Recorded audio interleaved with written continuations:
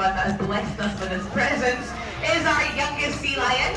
His name is Bounty. Bounty is currently 13 years old, so it makes him a fully grown adult male sea lion. But no one has thought to mention this to Bounty, and he is like an excitable toddler. He's got endless amounts of energy that I only wish I could harvest for myself. His favourite word is no, and he's usually covered in his own drool. Now hopefully Bounty is going to help us out today, but just to make sure, we've all got to say hello to him. So what we're going to do is get him to try his best to say hello by giving you all a wave. Your job is to give him a big wave back. He can't see you with those big googly eyes, so it's important that he doesn't feel too sad this early on in the show, so give him a big wave back. Now with the help of Bounty today, we are going to try our best to explain to you how on earth we train a sea lion. Now I can't imagine that too many of you have a sea lion at home in the bathtub, but you might have pets of your own, or you might have children that you wish were a little better behaved, or even your own partner you wish you could train. So these methods are transferable, I highly recommend them. So the first thing we've got to do is figure out what a sea lion likes. Now can anyone guess what a sea lion likes? Fish. Bounty even gave you a clue there. So fish is one of Bounty's favourite things, but he has his favourite toys, games, and even favourite people that are really good for rewards too. But the first thing we actually introduce him to is the whistle Amy's got in her mouth. Now what we do at first is blow on the whistle and give Bounty a treat. We use the whistle because it sounds the same every time, and Bounty can hear it underwater. But with your friends and family at home, you can just say the word good, as I'd imagine you all speak the same language in your house. Now the next thing we introduce is called a target stick. Now all we want our sea lions to do is touch their nose to the coloured bit on the end. Now that's quite an easy thing to do with a sea lion because they are curious and nosy, so they always end up reaching out and touching it. Now the very first time Bounty's nose hit that target, we blew on the whistle and gave him loads and loads of treats. But Bounty has now figured out that by following that target around, he's getting lots of his favourite things just for following a funny looking stick. Now we're going to do one more and then you can all give him a little cheer to say well done. Well done, Bounty. Now we can put targets all over the place. There have been 2 orange ones dangling in front of you the entire time you've been sitting in here. Exactly the same principle. Bounty just has to touch his nose to these. They're just a little bit higher up. Now we're going to see if he can hit the other one. If he does, give him a cheer. Here we go.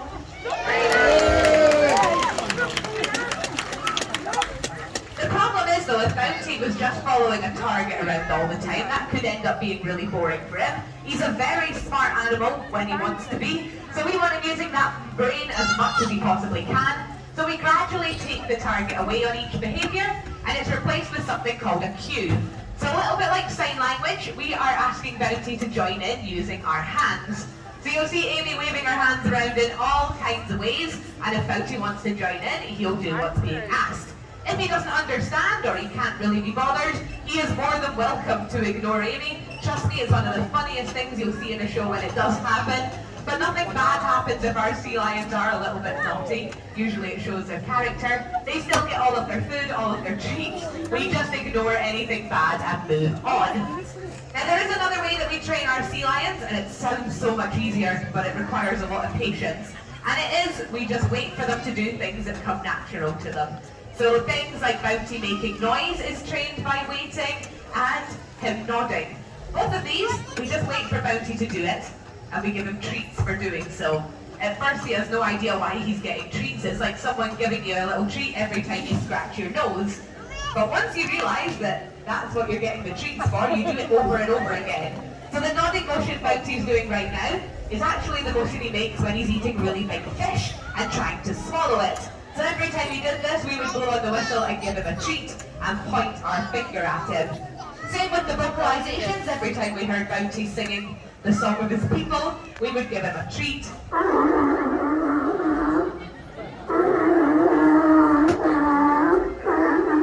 But now he's the best guy to have at karaoke. Give him a little cheer. Well done, Bounty.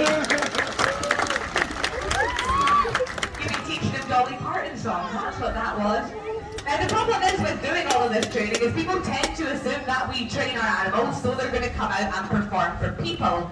Now we love having you, but we train these guys every single day whether you're here or not, and everything we train with them has either got to be a way to check they're healthy or a way to work at a different part of their body. So what Amy's showing you right now is how a sea lion goes to the dentist. We ask them to open up their mouth nice and wide. It looks like they're giving you a big cheesy smile, but it's a really easy way for us to look inside Bounty's mouth for anything out of the ordinary, and it's his choice whether he joins in or not. For anyone that's curious, yes, his breath does stink. Bounty, at his peak, can get through about 8 or 9 kilograms of fish a day. It smells like the ocean in there, but it's what comes out the other end that you really have to worry about. Now Bounty, you've done a brilliant job helping us out today, so we are going to let you go off and have a bit of a rest, but everyone give Bounty one last cheer to say well done. Now Bounty is actually one of 3 sea lions that live here with us at the park. Now all 3 of them are male, and we get asked all the time why we don't have any girl sea lions. Now there's 2 really good reasons. Number 1 is boys don't really bother with girls for most of the year. Girls are hard work. Why would you bother yourself with them if you didn't have to? The other reason we don't have any ladies is because of the way sea lions breed. The one time they do all get together is breeding season, and they breed with one male with as many females as they possibly can. So one boy like Bounty can have anywhere from sort of 50 to 35 girlfriends at one time. So if you're here today with your one partner, consider yourself lucky. Sea lion breeding season is absolute manic. But our boys live together just like brothers. They're not related. Each of them was born in a different zoo. Bounty is Irish, Jack is German, and Callum is Dutch.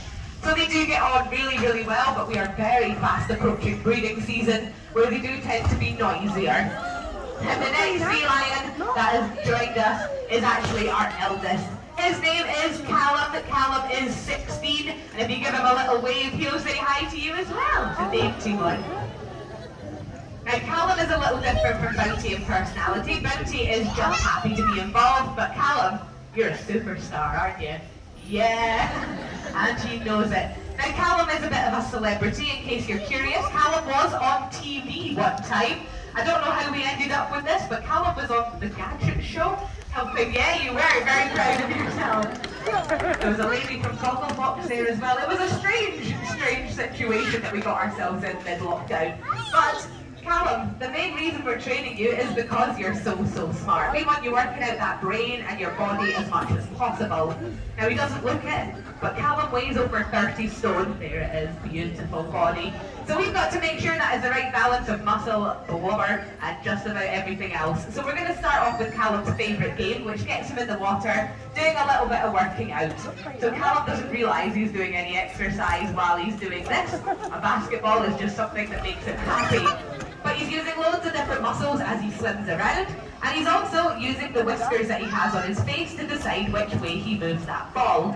Now, Obsidian has 76 whiskers on their face. Now, I've never personally taken the time to count them, but those act like a second pair of eyes. They can see really well underwater, but sometimes it's dark, the water's murky, and they have to be able to navigate their environment without using their eyes. So we work really hard to work out those whiskers in any way possible. Another way we can do it is by playing the games with our rings. So we've got 5 colourful rings here, and in theory, Callum's whiskers are sensitive enough that he can catch up all 5 pretty easily. Problem is though, Amy, you're northern. You can't count that high, sweetheart, can you? No. So we're going to get our audience today to help us out a little bit, and you guys, get this, you're going to count the rings! Sorry, I'll just take a second to get back on my feet. I was struck back by your enthusiasm. Now we're going to try that again. Are you ready for numbers? Yeah! Thank you for faking it. That's much appreciated. Now I'm going to give you a clue. The first one is number 1. So are you ready with ring? Number! It's a little bit embarrassing. When Amy, you joined in, but our lot of keepers in the audience, and I didn't hear a peep out of her mouth. You're employed here. You're paid, even though you're on your day off, to make lots of noise. You can get your friends involved too, that's fine. So are you ready, everyone? Live, so you count the ring. Number 2, 3, 4, 5. Give yourselves a cheer, you're the numbers. Now we do have one last ring that we're going to play with today. I think you've kind of decided the next part of the show. No, we'll go for it. Now we are going to try and see if Callum can make sure his whiskers are working to fit exactly through the centre of this hoop. Now, from what I've gathered, Callum likes to try and pull you in when you do this, Amy. That's why the hoop is no longer in a circle, it's more of a lemon shape. But if Callum does make it through, we'll give him a big cheer. Here he goes. He's off. Ooh. Collectively, we're a little bit disappointed.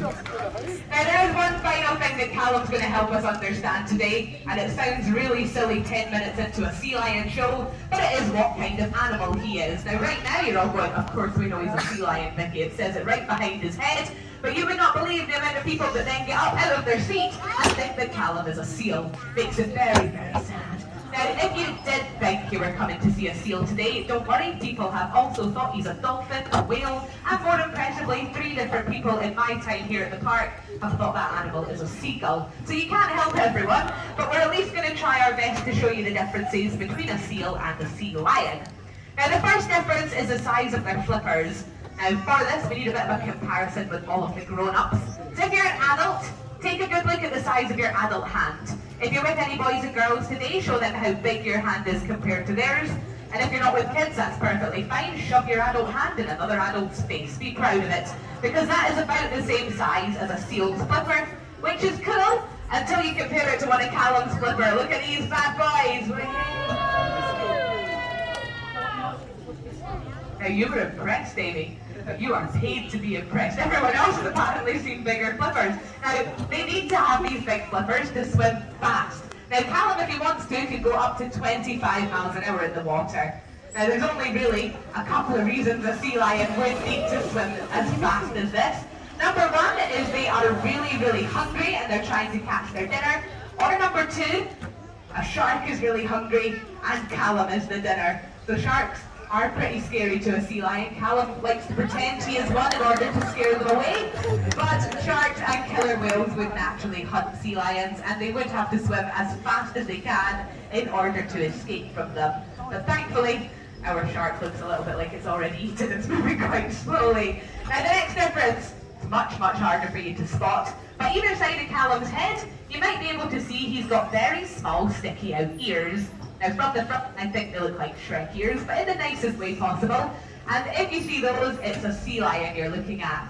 Seals do have ears as well, but they're just tiny holes on either side of their head. But no one's sitting in the heat to look at earlobes. So the last difference is my personal favourite, and it involves how these guys move when they come up onto land. Now a seal is rather unfortunate on land. They're not particularly good at moving around, and Callum's going to show you what he thinks they look like.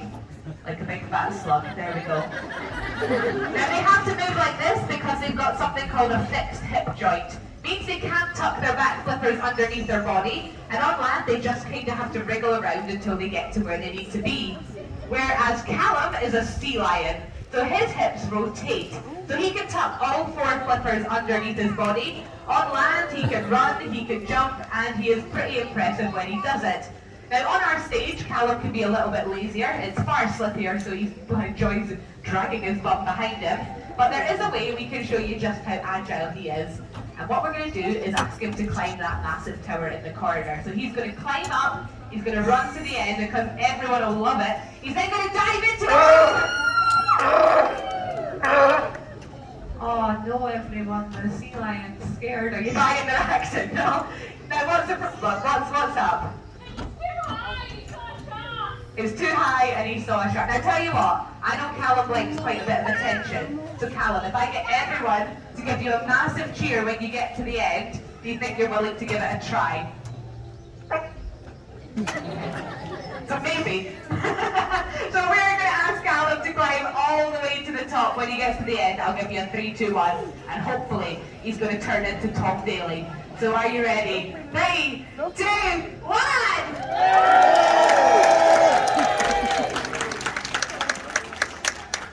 And this is going to be a little bit awkward, but the sea lion is actually yawning at you, which makes me think that you're not cheering loud enough. Either that or you're a terrible animal trainer, Amy. We'll blame the audience today. So we can be louder than that. Are you ready? 1, 2, 3! Very nicely done. So there you have it, everyone. Those are some differences between seals and sea lions. If we find any of your reviews on TripAdvisor about the seal show, we'll be commenting that. But Callum, that does bring us to the end of our show. But everyone give Callum and Bounty one last cheer to say well done.